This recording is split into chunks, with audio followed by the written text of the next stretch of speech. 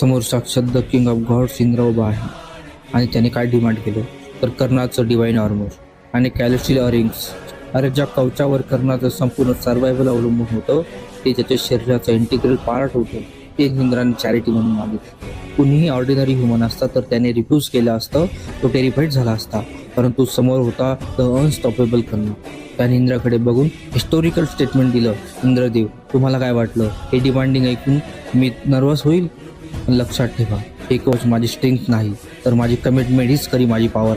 रक्ताच्या थरव्यात असतानाही त्याने ते कवच शरीरापासून वेगळं करून इंद्राला दान म्हणून दिलं. ज्याला म्हणतात अनमॅचड इंटिग्रिटी. अरे युद्धात जिंकणारे अनेक विनर असतात, पण स्वतःचं सर्वस्व सॅक्रिफाईस करून जो इतिहासात आपलं नाव इम्पॉर्टल करतो तोच खरा लेजंड असतो. मित्रांनो, आयुष्यात सक्सेस मिळवायचं असेल तर इथिक्स आणि तुमची लॉयल्टी कधीच सोडू नका, कारण तुमचं कॅरेक्टर ही सर्वात मोठी एम्पायर आहे. जय महारथी.